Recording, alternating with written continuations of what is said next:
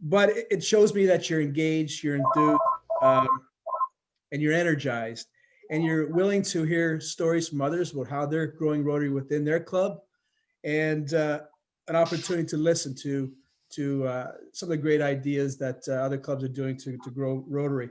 I just saw Larry King's quote this morning that I thought was really important. I remind myself every morning, nothing I say this day will teach me anything. So if I'm going to learn, I must do it by listening. So hopefully you'll be able to listen today and hear the experiences of others and take something back to your club to energize and really reveal the great secret that best kept secret out there about Rotary and all the great opportunities Rotary provides to everybody as members. So back to you, Virginia, and hopefully this will be a very, a fantastic couple hours everybody gives to their day. Great, thank you so much, Mark. So I have, we're starting out today with just a little few slides to tell you where we are as a district. So Charles, if you will let me share my screen and we'll get this working. You should be able to do so. Okay, now I have to just get the screen that I want shared. Oh, where'd it go? Not again. Just a minute. We'll do it. There you go. Okay, just a second. We actually practiced this for 5 minutes or 10 minutes yesterday. So, so pardon me for a second while I get my, there we go.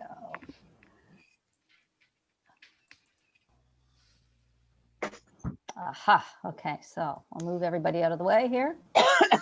Okay, so membership, where are we now? We're not seeing your slides yet, Virginia. You're not seeing my slides. No, Virginia, you've got your Outlook is showing here, your email. Pardon Would me? you like me to put it up? Yes, because I can see my slides. Okay, if you can stop your screen share. Okay, thank you. Stop share. Good thing I sent it to you. I want to know, we did, well, anyway. Okay, if you could go to the presentation, that would be great. Okay, so where are we now? And so what I wanted to do was give you a snapshot of where we are in District 7070 in terms of how many members we have now, how we're doing versus the beginning of the year, that is July 1st. And we have a little comparison with where we sit in our zone 28. So Charles, next, just page forward for me. Okay, so 7070, page again, please. No, okay, okay, fine.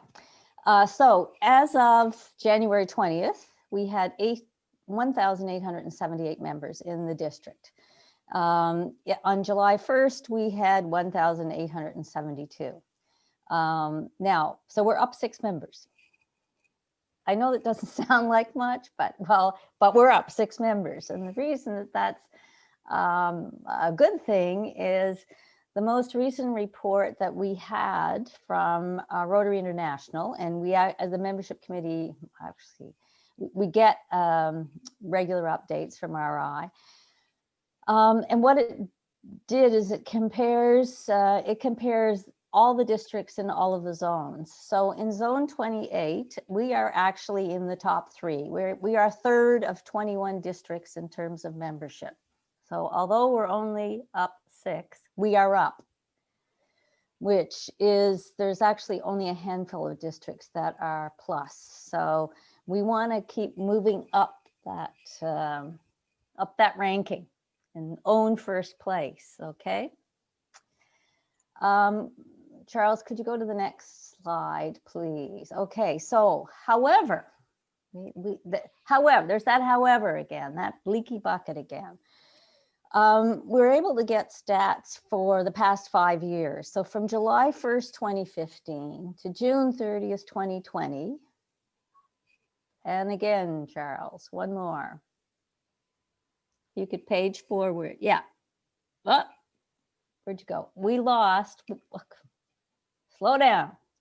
There you go. 1,432 members. So we could actually have almost another district. So that's an attrition rate of 76%. So we're bringing them in, we're not keeping them. And I know for typically the next question is, yeah, but how long have they been members? You know, we can all name members that members of our club who have moved or who are no longer with us. So let's look at that. Next slide, and one more, and one more.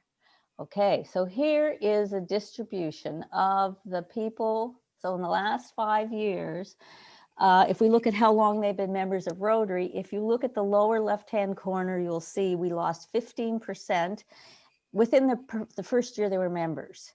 Just move up the clock a little bit there and you'll see 34% we lost, and they were members between 1 and 2 years. So almost like that 18-month mark, we're losing them. If you look at the two of those together, that's almost 50% of people we bring in, we lose within the first 3 years.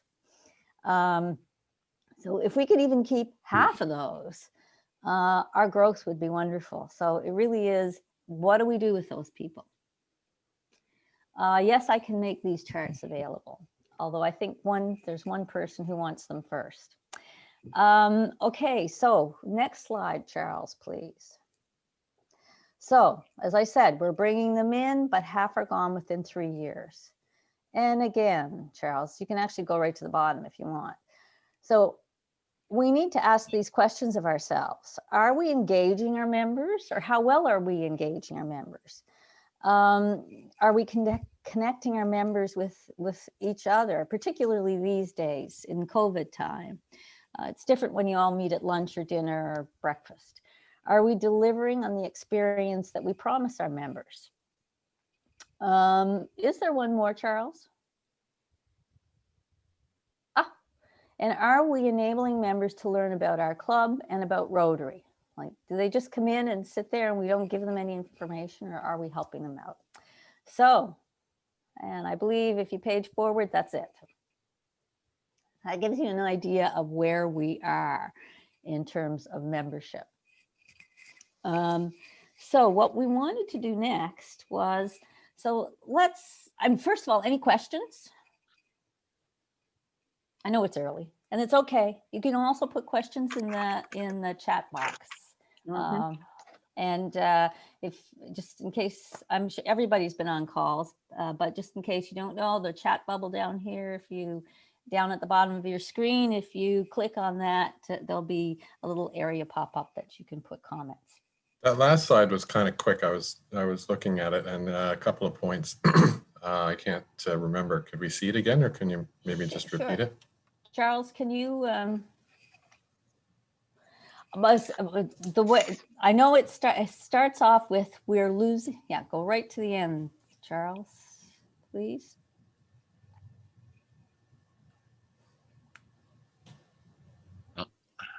Just pick up if you there. So so the point was we're bringing in the people we're bringing in, half are gone within 3 years. So these may not be the only questions that we need to ask ourselves, but these are the ones that sort of came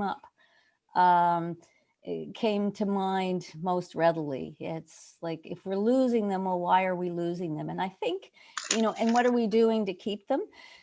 So we're going to go into a discussion now. Charles is going to break us into groups, and what we want to do is discuss okay, so what are people doing to keep members engaged? How are you, particularly these days?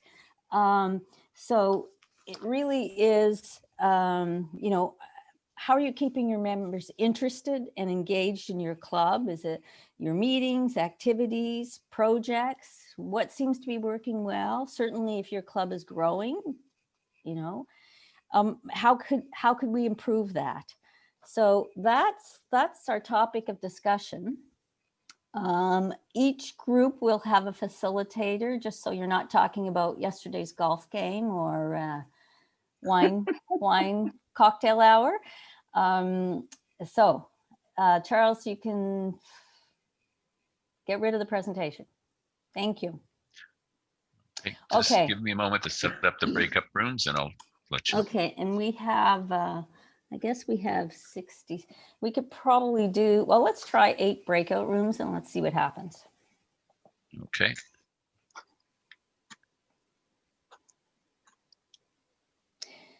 The one thing I will ask everybody before, as Charles zips you out, what I'd like you to do is if you hear any ideas, you think, that sounds like a good idea for my club. I think I'd like to take that back and see if maybe we can make it work or maybe we can make a tweak and get it to work. Put it in the chat room, because what we can do is we can collect all those ideas and we could actually, we'll also read them out from time to time.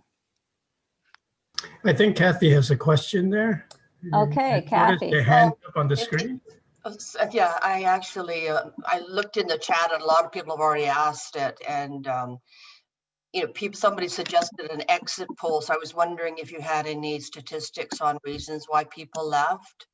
Primarily, I know that it's the older demographic there. I mean, in our club, there's, one of our members died, and we had 3 deaths of close relatives to people in our club too in the last year. So there's definitely that, but I know that that's not the reason. But I think the reason why people are leaving is an interesting question. And I believe, Bob, you can correct me, but I believe that at least some of that is available. There are definitely. I've actually seen some stats on that, but I don't have them at my fingertips, and certainly not directly for our district in the past 5 years. I mean, I think, Virginia, the questions that you put up, the reasons rather kind of answers that question anyways. For example, do people come into Rotary thinking it's one thing, and then a year later they realize they're not getting why they came there in the first place? So, I mean, you've kind of posed it through those questions anyways. So Kathy, I'll add to your comments. So how can we fix that?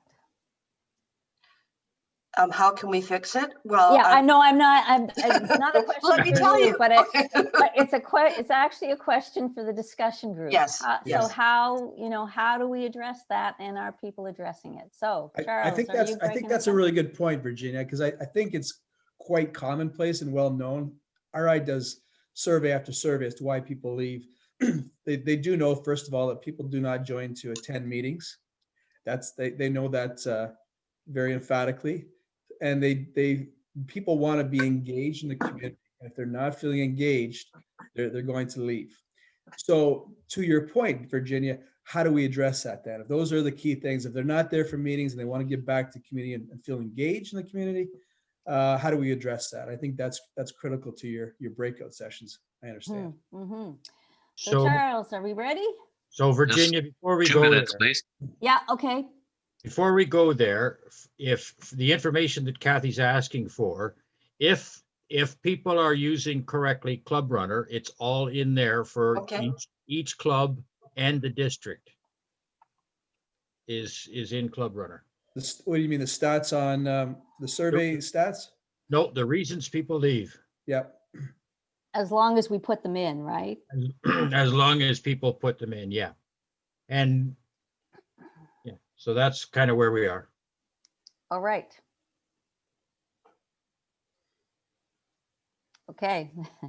Charles, are you ready? Very close. I have to do them individually. I'm sorry. Oh. So Virginia, just a comment in that when people are joining Rotary, are we asking them, what are your expectations? What do you hope? Excellent. Right. Excellent discussion. Yeah. And that's, do we know what they want when they join? Exactly. Or when they're joining, what they're looking for? And what are we promising them when they join? Okay, So- we're all set now. Let's open up the Okay. rooms. So I'm going to let everyone, so those are the types of discussions. How are you doing in your clubs, and is it working? Or can you see improvement? And we don't mean people who are just joining now. Think about all of your members, particularly, even some of those members that you're not seeing much. How are you engaging them? Okay, Charles, take it away. The rooms will be open for 20 minutes.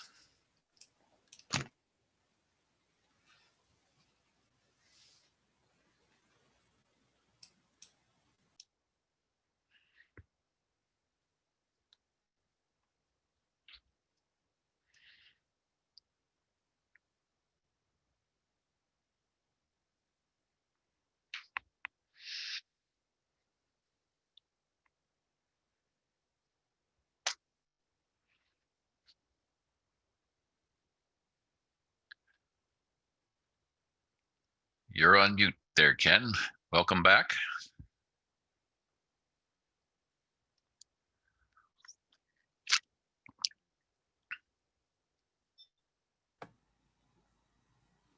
There you go.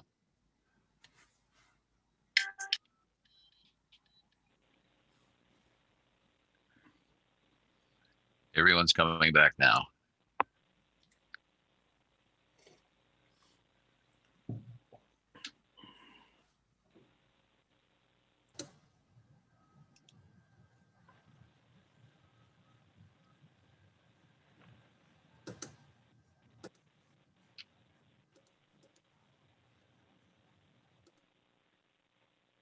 Are we all back? I think we're all back, correct? Yes, looks like everyone's back. Okay, all right. So the next point is there's no sense in having discussions without sharing what's going on and what ideas people had, what they're doing, or what is happening in a club. And, whether it's a great thing or maybe something that you think needs improvement. So Charles, I will let you sort of call out the facilitator who can then give us an idea, or if they've got a reporter from their group who can Okay. tell us what the key points they talked about, please. And we have 15 minutes, right? Yes.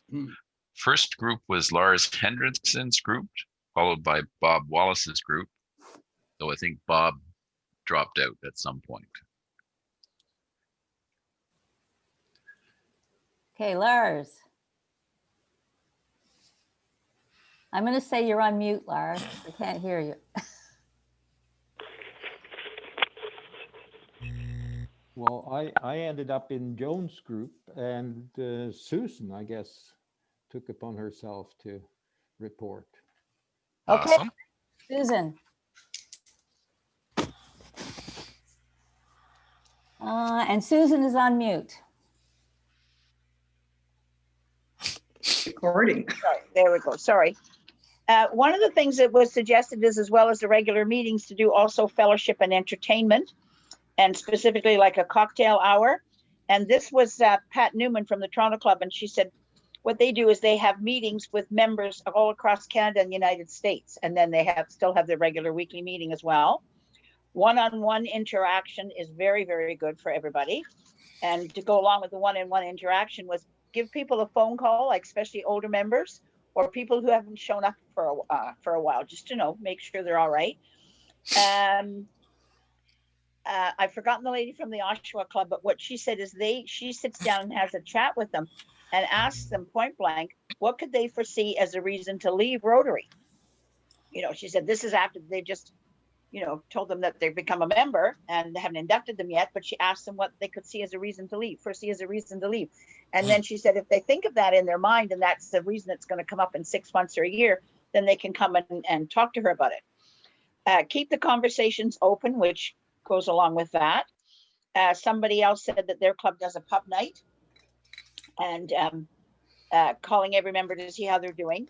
Engage members quickly in what they're good at. So, you know, whatever committee they're on or something like that, that they're good at, and to participate in activities. The Scarborough Club, John said that, you know, everybody who, as long as they can stand, participates in their big rib fest that they have every year. And when they did have meetings, no one sits alone. So, you know, that's nice. To go along with that, I think when we do have meetings, it's nice to say to, you know, a new member, well, here, come and sit beside me, you know, rather than them walking into the room and realize we all know each other and we've all got our designated seats. The other thing is to stress to new members, because we had a member with the Twilight Club who came in and then left fairly quickly because he was under the impression we were a networking club. So when we didn't all, and I used the example of insurance, but that wasn't what he was. When we all didn't switch over our insurance to him, he left. So making sure people realize that we're a service club and we're not a networking club. You know, the networking may come later, but that's it. Okay. We talked about having fireside chats, and so then the other thing that again, I've forgotten the lady from Oshawa's name, they put an article in the Oshawa Snapped, what membership is in Rotary, what it means, and that got them community engagement, and they highlighted all the new members from the previous calendar year. So they just did this in January of this year, and so they're waiting to see what the results are. But that's basically what we. I can briefly share my screen and show you if you like. No, let's. I do want to. I probably will want to do that in a little bit. But I'd like to get the other facilitators. Let's find out what else happened in our groups. Okay. Perhaps Dave Andrews' group. Thank you, Charlie. Susan hit a whole bunch of the same things, that's for sure. One thing a club is doing is nature walks. They started that last summer, very on into COVID, so that the members could still get together on a regular basis and just go out and have a walk. Of course, socially distancing. And they're even working on a couple of winter walks coming up too. So keeping the members together, even at this time, can be good.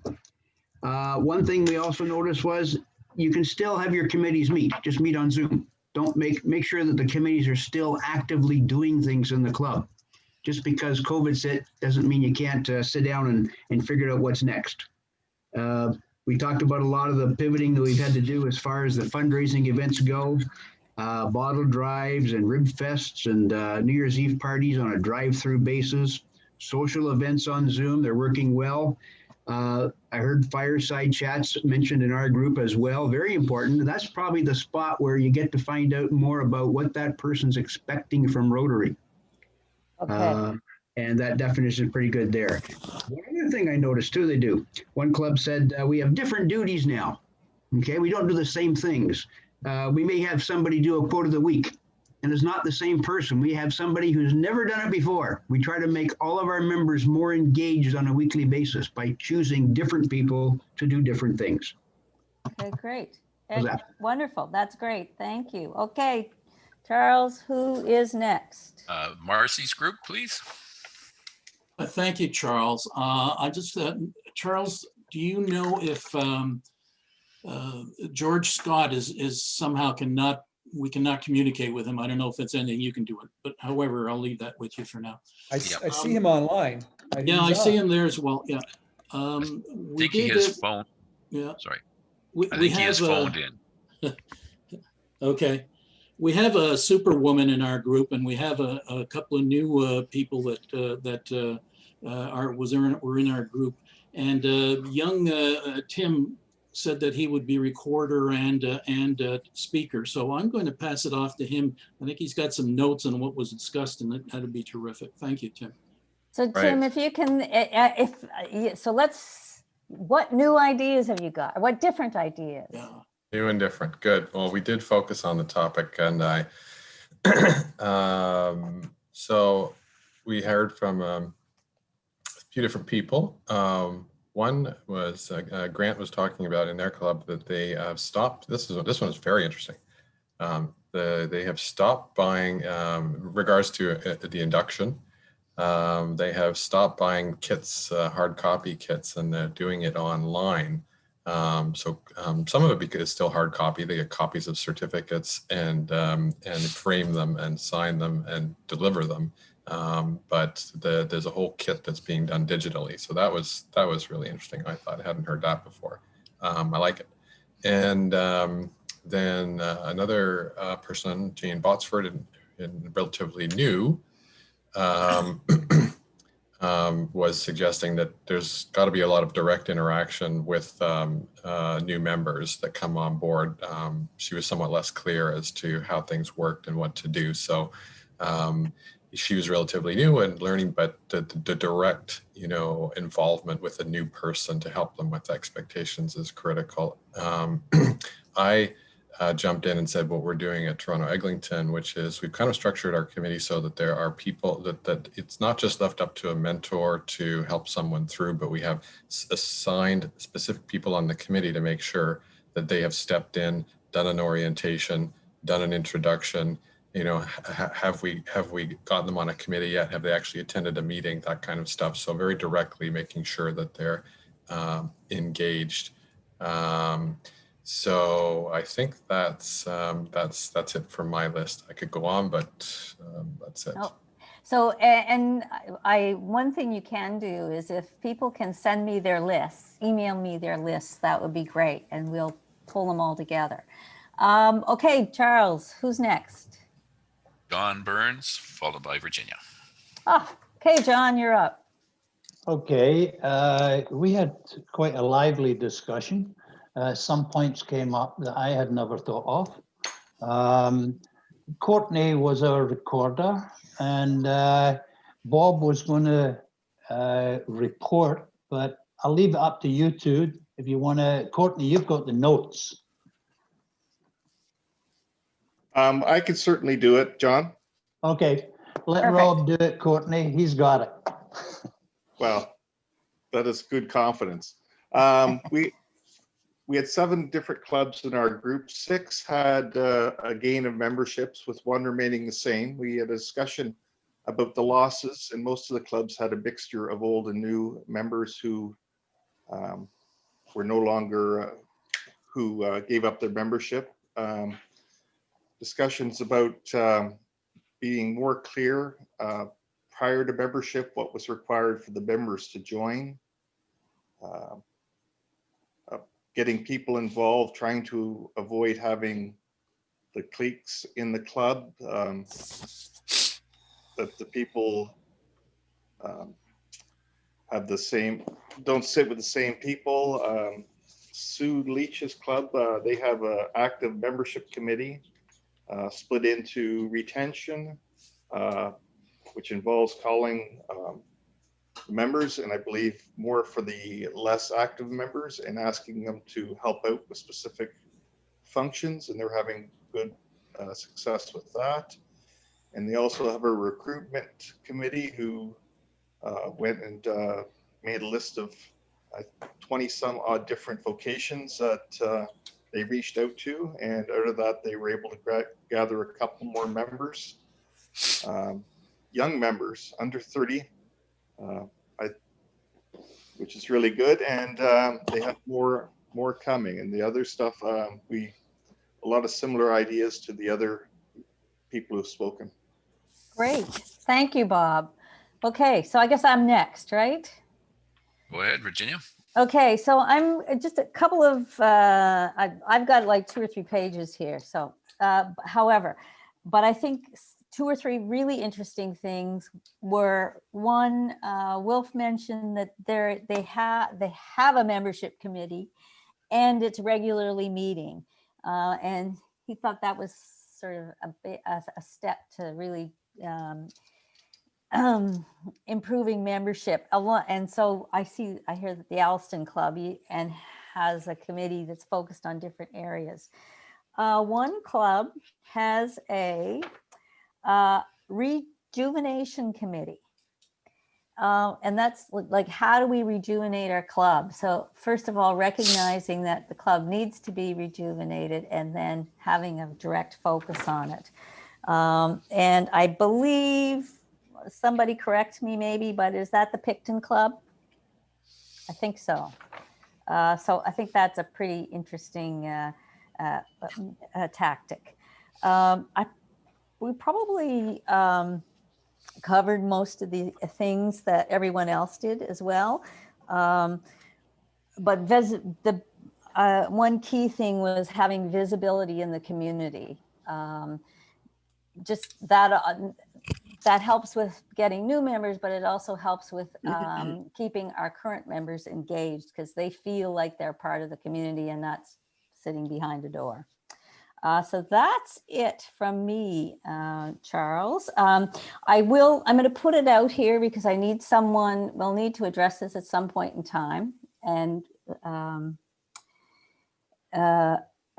Bob from the Camelford Club also mentioned corporate, the idea of corporate memberships, family memberships, young professionals. So after our next discussion, if there are clubs who are actually doing that, we want to find out what their experience is. Okay, so let's go to our next topic. People were touching on new members. So what we want to do is keep going into that new member, push that new member idea further. Hold on 1 second. Yes. Virginia, you missed one group. I missed a group? Two groups. Two groups. Charles. Susan. Okay, thank you. Oh, excuse me. Our conversation was very rich. Covered a lot of the same things, and a couple of things came up very clearly. And the idea of the fireside or the pre-joining meeting, whatever however clubs frame it, but really truly listening and listening with respect as potential members are talking. What are they interested in? What are their passions? What are they bringing to Rotary? As well as also being very clear about what expectations in the sense of dues. This is when we meet, but what are the alternatives to that so that members truly understand what the club is about, but at the same time, the club truly understands and respects and welcomes and embraces what a potential member is bringing to the club. So it's not necessarily fitting in, but it's everybody working together to make it a strong working relationship. And the other thing that came out of that was, and I think it was Joe that mentioned, yeah, buts. And we've heard yeah, but so many times over the years. Somebody comes in with an idea, yeah, but we did it. Somebody has something, a yeah, but. So getting rid of that and truly respecting and listening to what people are saying, excuse me, and giving the opportunity for moving forward with new ideas and embracing new ideas within clubs. A lot easier said than done, because if it was easy to do, we would be doing it. The other thing was mentorship, and I know it's been mentioned, but one of the clubs has implemented a new mentorship program. It's kind of a 2-year commitment on the part of the mentor, not necessarily the sponsor, and preferably not the sponsor, because it gives a new person, another person within the club that someone can go to, and not a list of opportunities. And whether it be board meetings, committee meetings, going to another club meeting, a mentor that would go to another club meeting. And right now it's really easy with Zoom and all those opportunities to connect.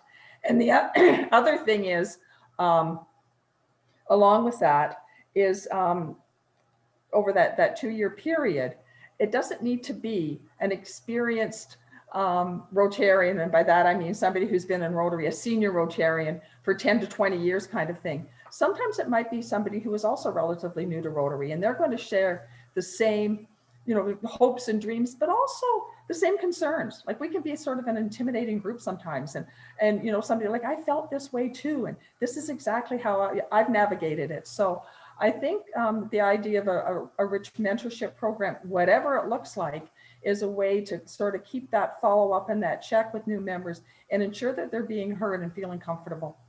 And I think that was sort of the main thing. The social, somebody mentioned a social half an hour ahead of each meeting, now that we're meeting on Zoom, with breakout rooms, which is a great idea. And especially in larger clubs, it's hard for 50 people or 60 people to have a chat.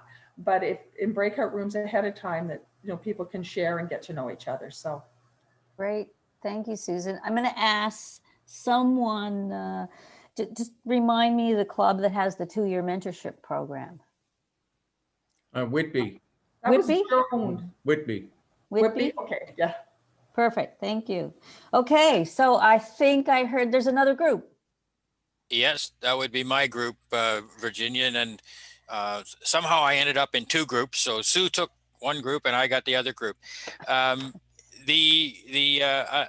We've heard lots of different things this morning from the reports out, but one of the things we saw in my group was that not many clubs have active membership committees.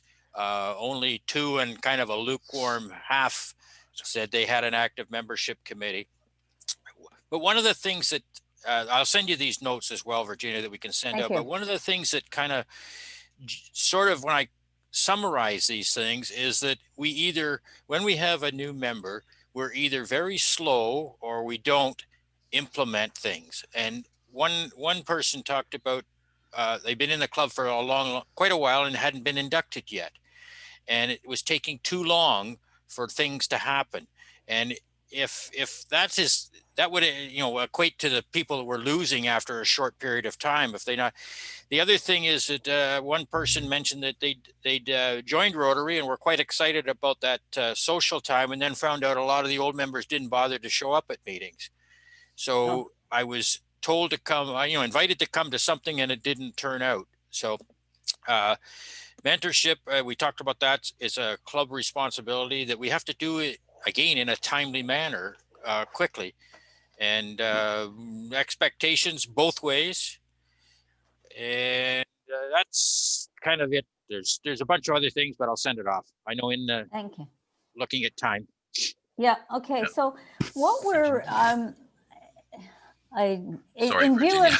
of that's okay. In view of time, I quickly want to introduce what we want to do next. I'm not sure how many people were present for the Tuesday talks this month, but it was very interesting. Mark Angelo Caruso is a sales, his profession really is sales, and he applied his coaching and sales, and he applied his put his sales hat on when he looked at his own Rotary Club, and he's done a lot of stuff sort of district-wise and around the Rotary world. And for anyone who's in sales, you're probably familiar with a funnel, and my funnel looks sort of the same as his. I don't know if people can see my screen, see this screen. Back up a little bit with it, Virginia. How's that? Up. Yeah, good.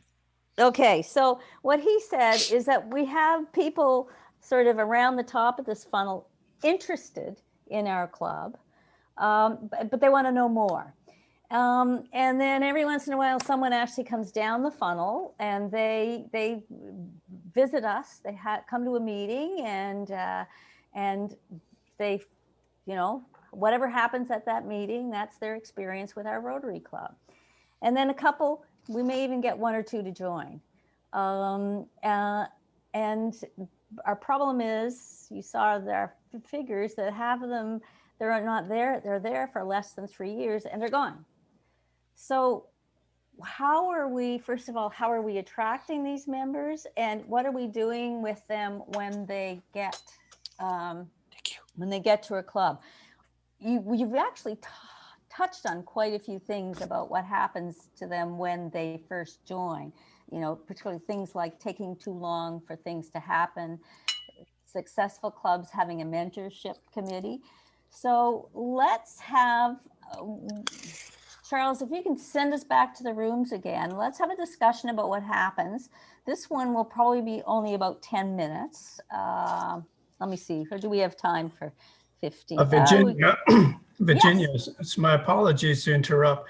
I'm reading the chat section. There's another group that may not have had a chance to present. I just want to double check. Yes, there is group 6. Thank you. That's Keith is speaking. But I've asked Paul, who was the recorder, to send you the notes, Virginia, the similar topics we discussed. We'll start with group 6, okay? Excellent.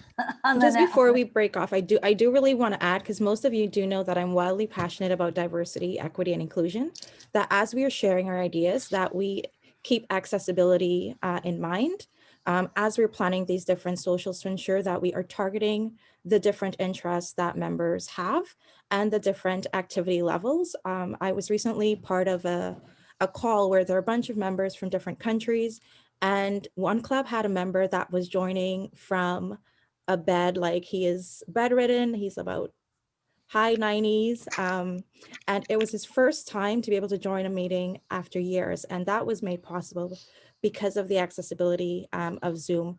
We have people with different types of accessibility or different needs. So we want to ensure that we are always utilizing platforms that ensure that they can be included, whether it's something like closed captions, whether it's something to connect their phone and conference in, but ensuring that everybody has the opportunity to feel included. And when they're included, they feel that sense of belonging. So it's great that we're planning these different bottle drives and all these different socials, but when we're in the community, ensuring that we're actively engaging and building, starting to build that connection so that we can have the organic growth, which is something that has worked really well for some of the people, some of the clubs that were in my group. So just really wanted to put accessibility out there for everybody. That's a great point. I'm going to put a plug in again.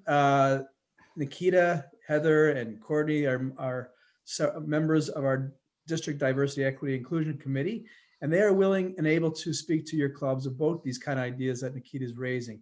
Some things that you may not have thought about before, but they're willing to come to your club to speak and raise these very interesting and innovative approaches to growing membership. All right.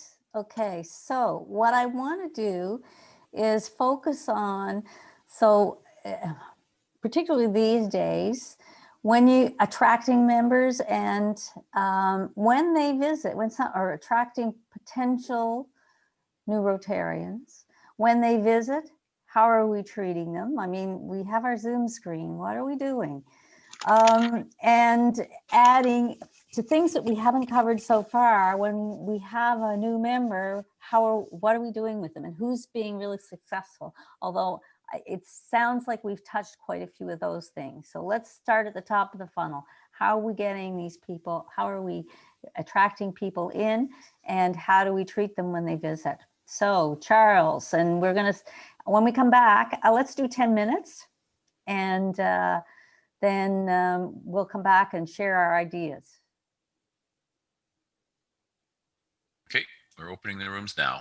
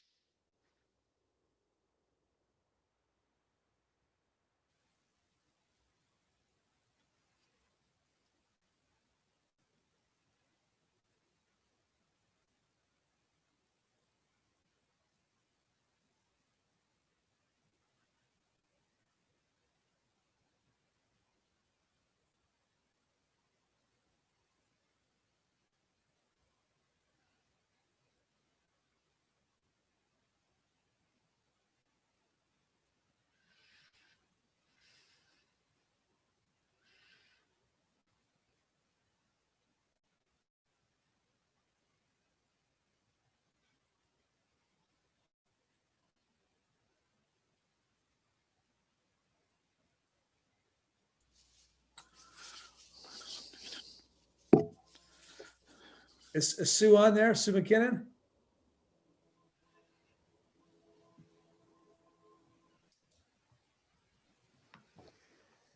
She was. I'm here. I'm here.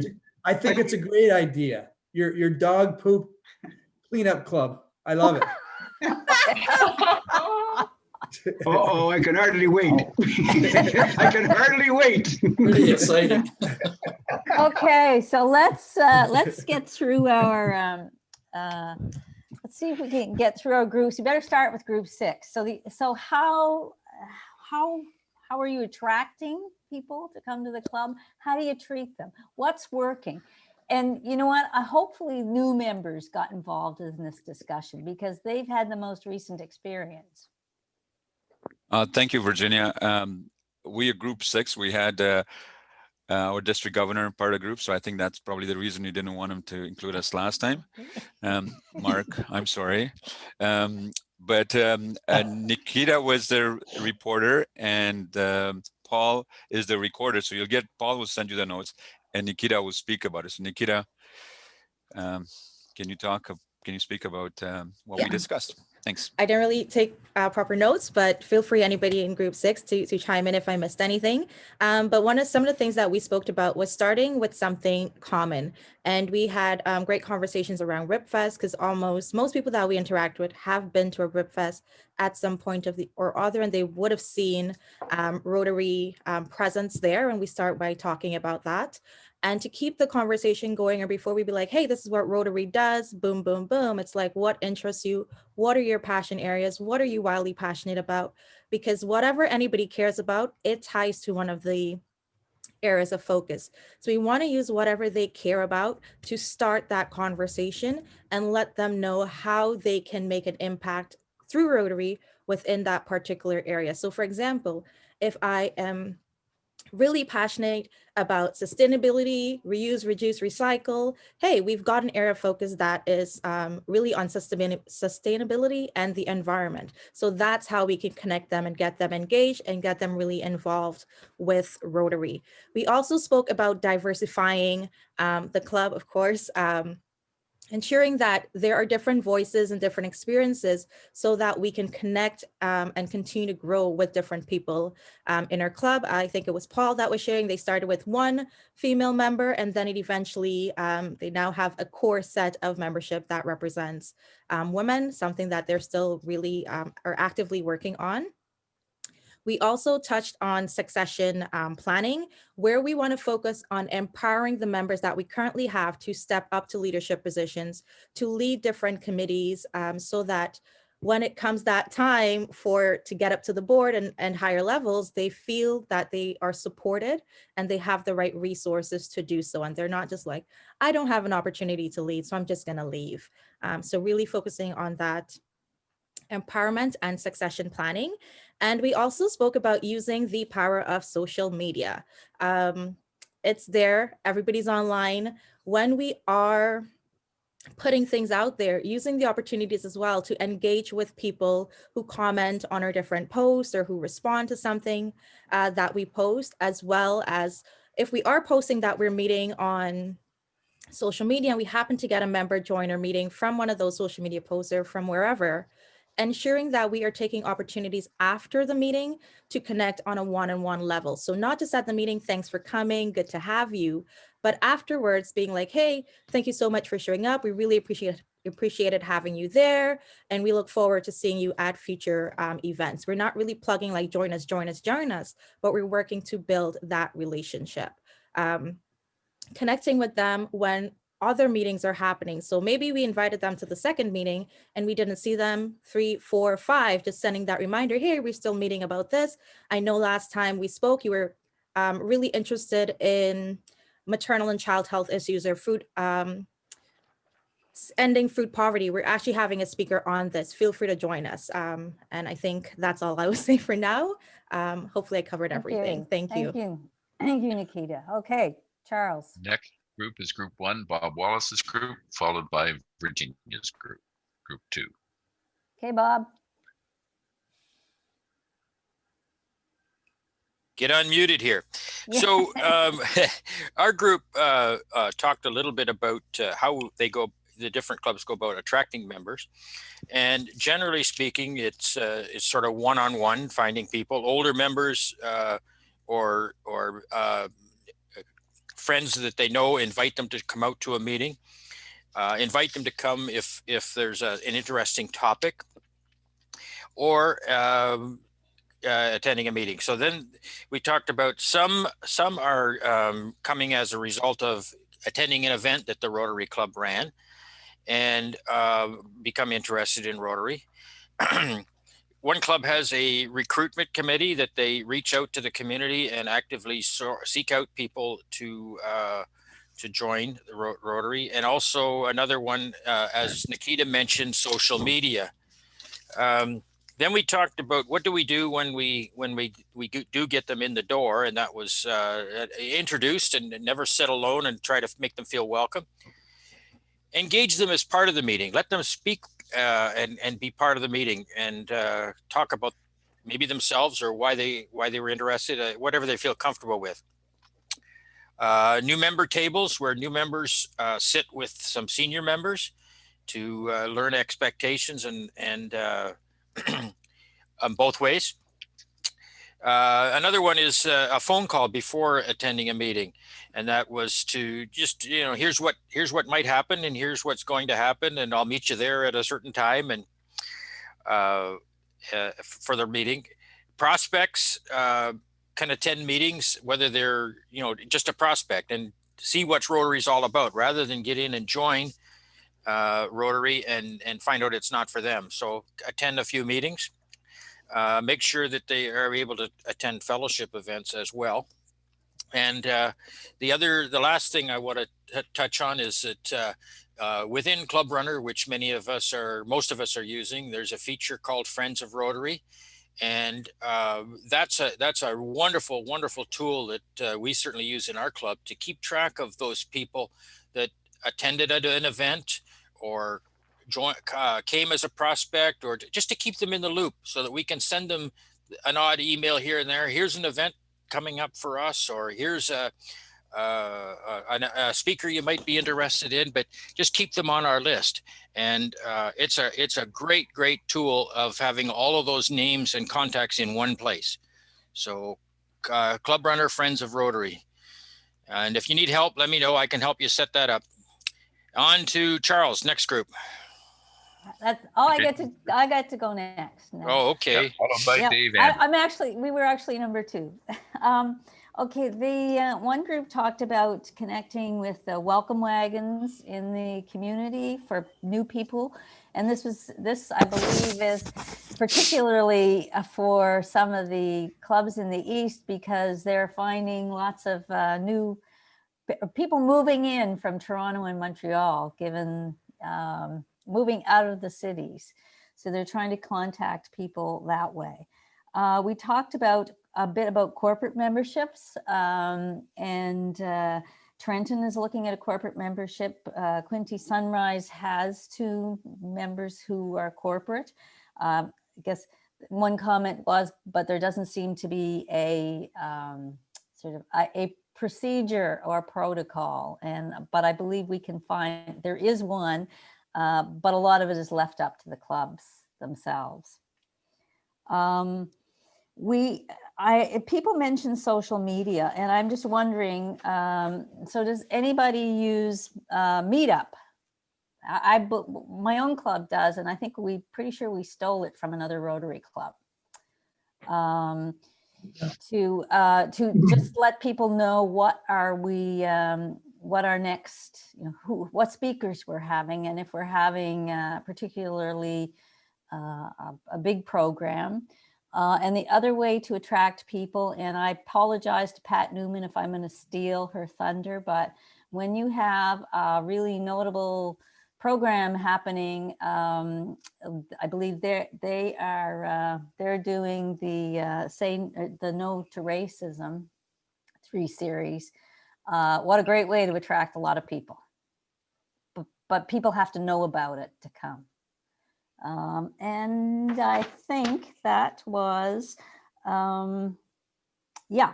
Oh, one more comment was, make sure you have someone looking after technology, so that we can do all this neat social stuff, and also possibly subsidies for younger new members who are just starting out. A subsidy for the fees, or figure a structure out for them.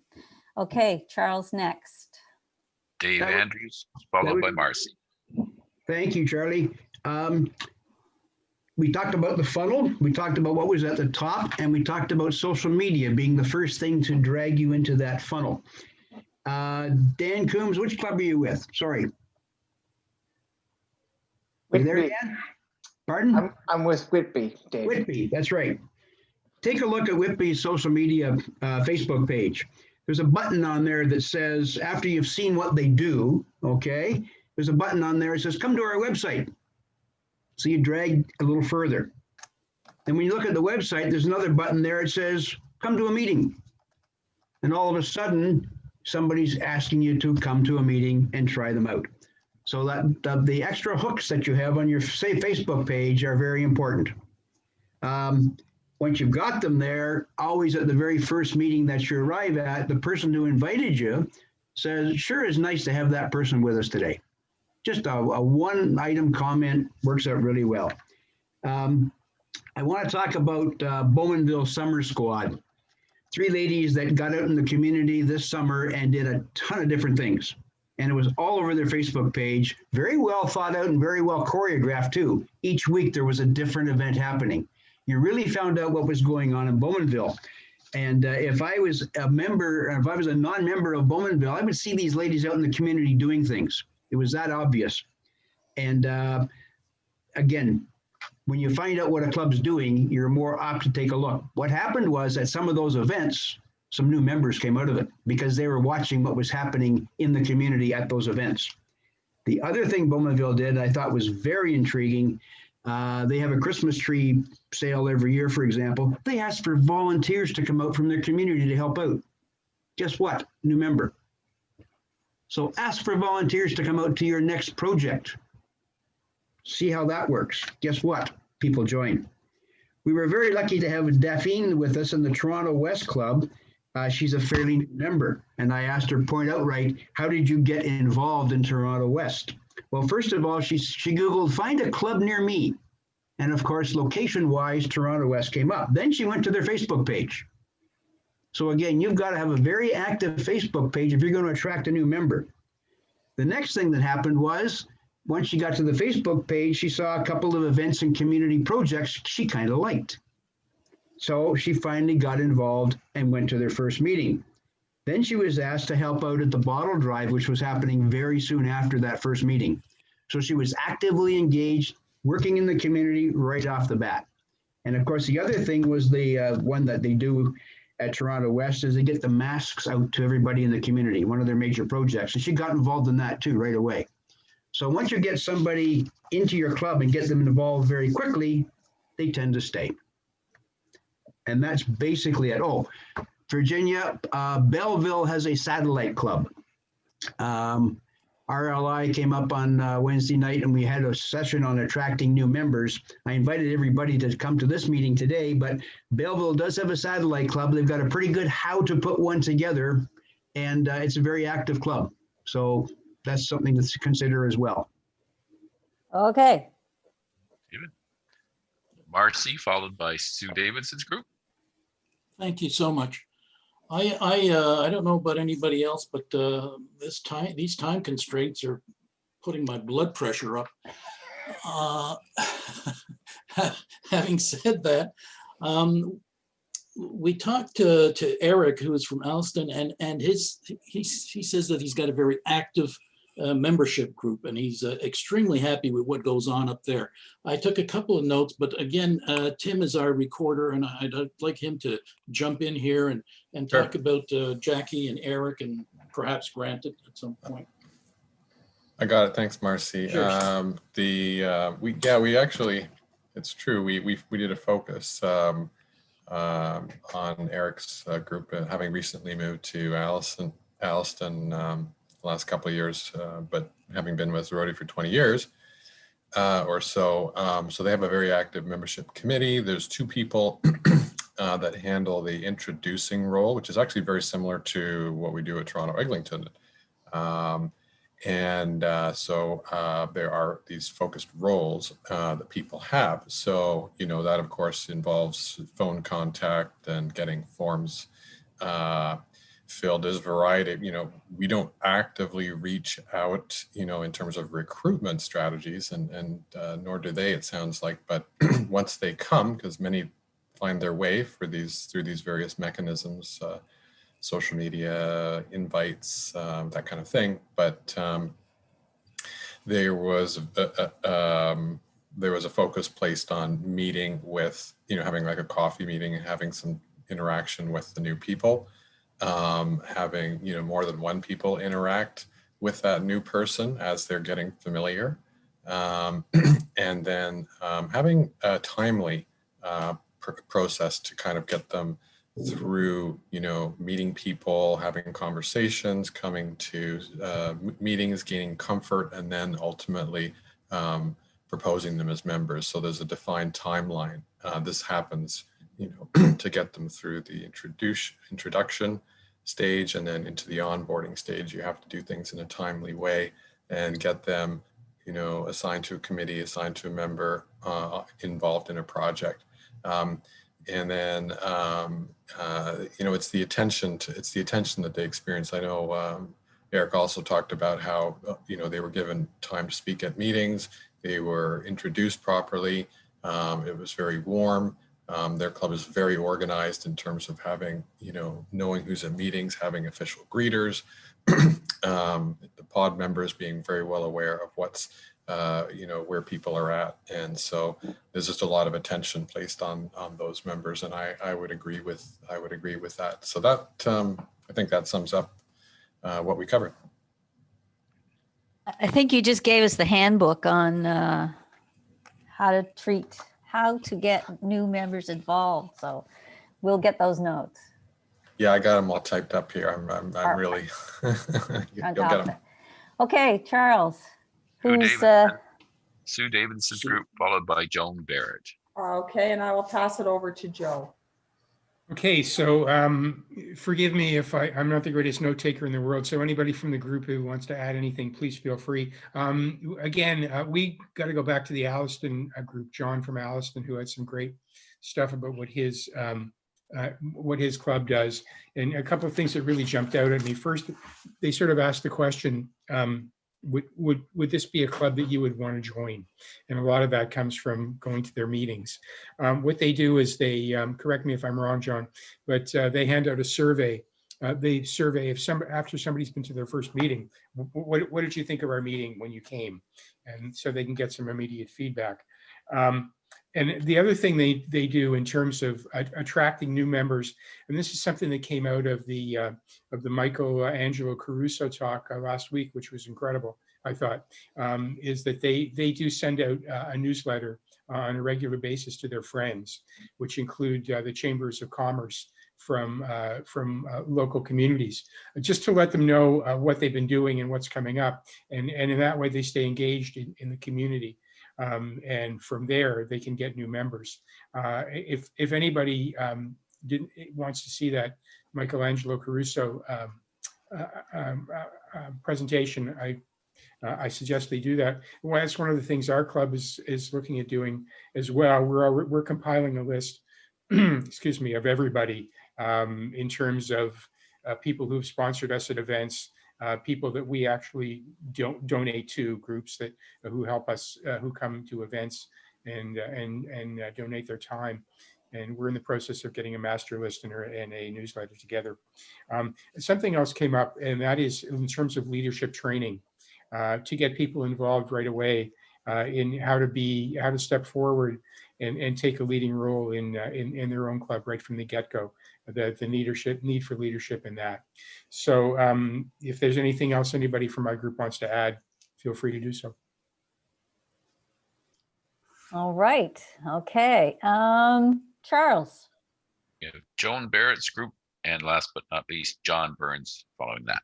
Okay, and I'm going to pass it over to Rhonda from Oshawa, who was our recorder and is going to be our speaker this time. Please, Rhonda.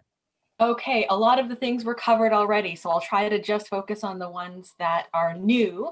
Obviously, service projects are one of the greatest ways to attract new members because you're in the community, so increasing your service projects are actually very there's a lot of smaller service projects you can do, especially during COVID, that attract, right? Any new little smaller things attract new members as well.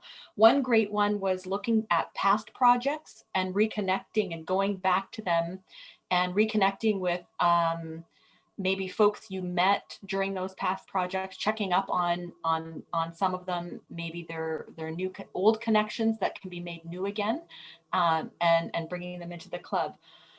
We have a real opportunity right now because of COVID. We were forced online, but also because of that, we've all been able to have some extremely interesting programs, bringing in folks from all over the world to be speakers, bringing in people who maybe would never have been a speaker before, and that really can bring new people into to be introduced to your club. For instance, in Oshawa, we just had the president of Unifor, Jerry Diaz, come out and speak, and we invited the community because that is of interest to Oshawa and the Durham region, you know, obviously with bringing GM and the jobs and all of that back to Oshawa. And then public relations, so getting your face out there in any way you know how. And of course, my shamelessly, people have asked about that, you know, how we put it in Snapped to present our newest members from last year, and that sort of thing. So I think that if I missed anything that hasn't been mentioned before, I don't think I have. Okay, Charles. Last but not least, John Burns's group. Okay, again, we had a good discussion, very short. Before I pass it on to Sue Leach to report, something struck me at the discussion. We had the opportunity to listen to a new member, to hear his comments. And it became very apparent that we do talk to them when they come in. We give them handouts and leaflets, and we try. But it comes back to communication. Communication is a wonderful thing, but we all have to learn to test the understanding. When we tell someone something, we need to test that understanding to see whether they are seeing it the way that we want them to see. This new member, up to a point, felt quite lost because he wasn't seeing the structure of our organization and a lot of other things. There needs to be more mentoring and better understanding. Anyway, I'll pass it on now to Sue. Thanks, John.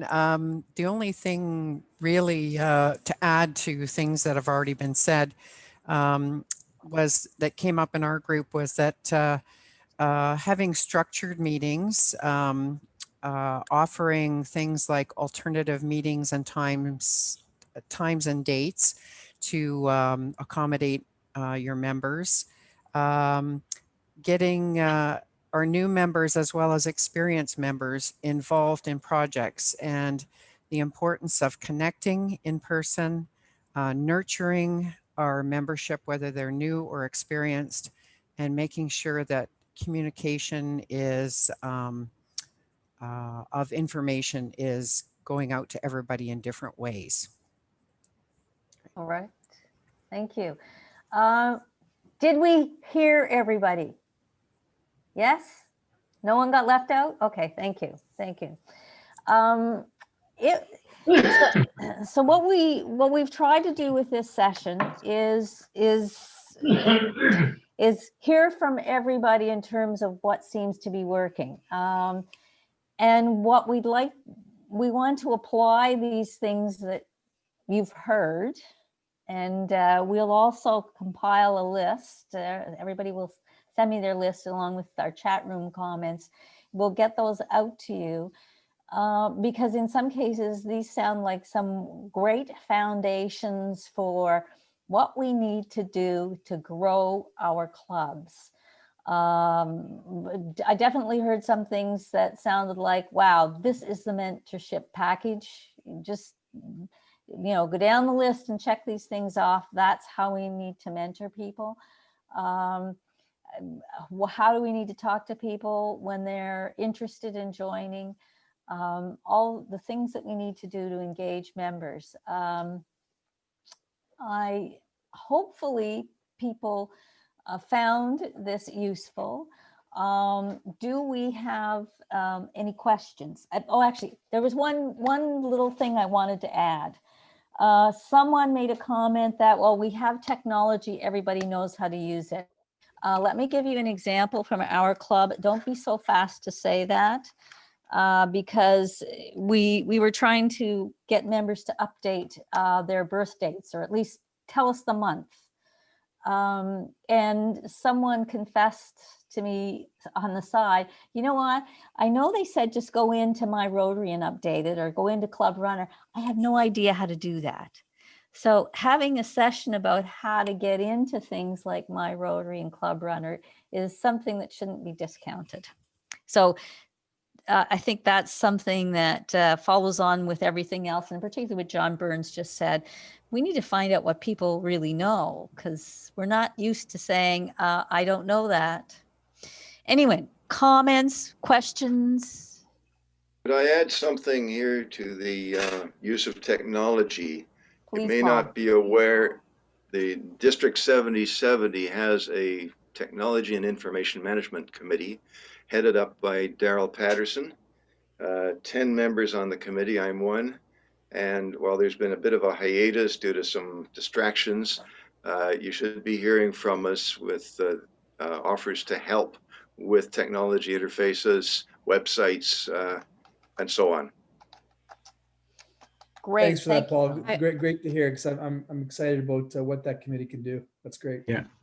Awesome. I also wanted to add on the technology standpoint. I know many of the Rotary clubs represented right now have access to Rotaract clubs and or Interact clubs. So feel free to connect with them and work with them. It's a great way to start building that relationship. They've got the skills, they've got the time. That will ease a lot of your frustration. So feel free to do that. And also remember that, because people, from my experience as a Rotaractor, people really discount Rotaract and Interact, but we come from families, or we are attached to families that are perfect for Rotaries. So feel free to utilize those connections for sure. Thank you, Nikita. Yeah. Question, Okay. Virginia, when you Yes. when we put everything together with all these new ideas that are here and some old, very good ideas, where is that information going to go? Is it going to go to club presidents? Is it going to go to the website for people to look at? Have you thought about where you're going to use this information? What I wanted to do is put it on the under membership on the district website. Good. Perfect. Okay. Now, and if people would like me to send it out to them, because we do have a list of attendees here, we can actually do that as well. But we will Yes. put it on the website. Virginia, it's Marcy speaking now. I kind of like that idea, that last idea you had. Yes, it should go on the District 7070 website, but I think if we send a copy of what you got to each of these folks here, it may help in putting out more information out there. Mm-hmm. Perfect. Will do. So thank you all very much. And we Will's must got have a been... question. Virginia, Oh. Will's got something to say. Okay, Will. You're on mute, Will. You're on mute, Will.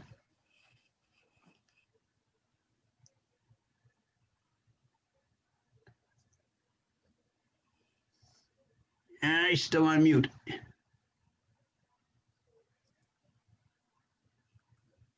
Now, Here we go. Go ahead. Yeah. I don't know who keeps putting it on mute. I have a meeting of our club's membership committee meeting, and these would be great these ideas great to discuss with them. So I would like to get a copy of the overall things, in addition to the ones that I've made on my paper. I will definitely send it out to, as soon as I have the list compiled, and we'll try to do that within the next couple of days. So facilitators or recorders, send me your notes, and we'll get it out to everyone, because I think that will close the loop in terms of, reminding you of things that you've heard.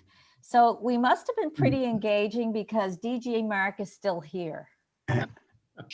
Virginia, one Yeah, more in thing. fact, I was only going to be here for half an hour, but this has been so engaging and energizing that I decided to stay. So thank you, Virginia. And thank you to the membership committee. And thank you to everybody for participating today. Really enjoyed it. Hey, Dave? One quick one, Rhonda, you've got a page from Snap that you show about a new member. Can you just show that to everybody, what it looks like?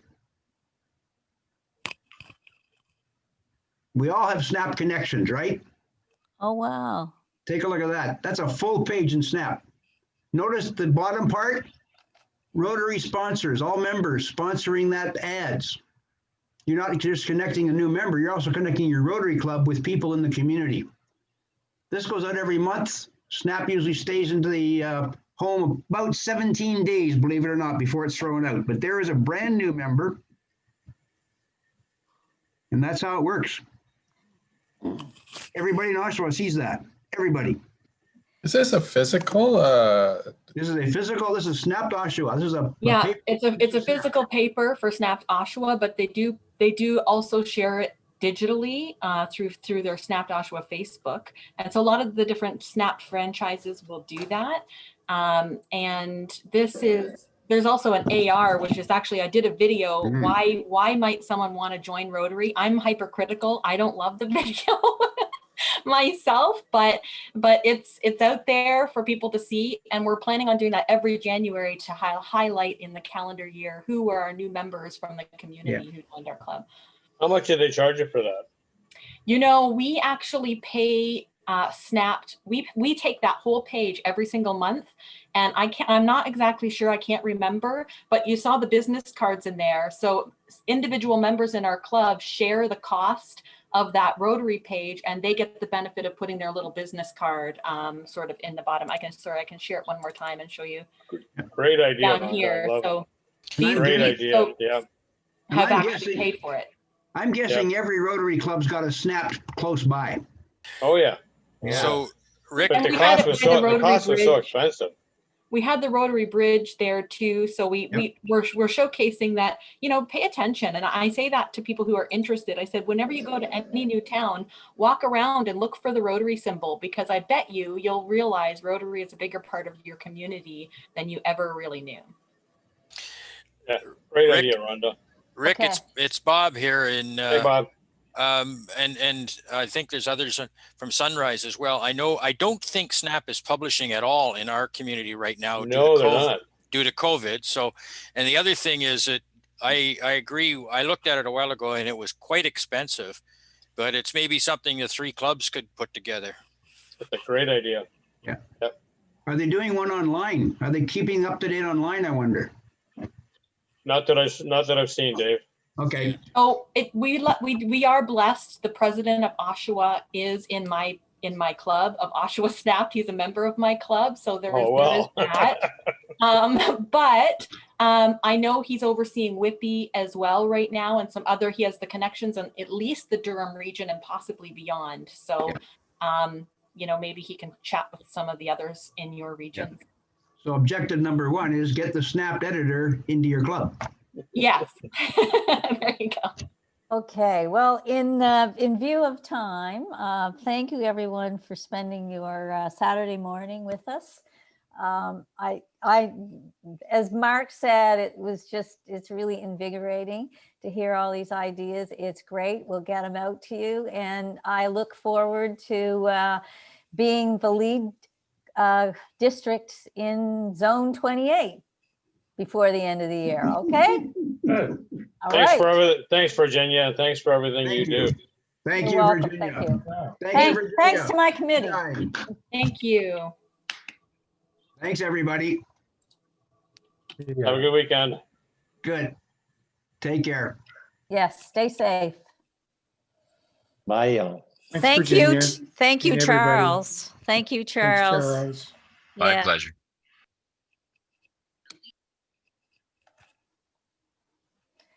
I feel like, the host, I have to stay till the end because everybody leaves. Thank you very much, Charles. We got it to work out. Just a few hiccups this time, but it's always going to be something. Yeah, it wasn't, but it was pretty good. It was pretty good. Thank you so much. Enjoy your weekend.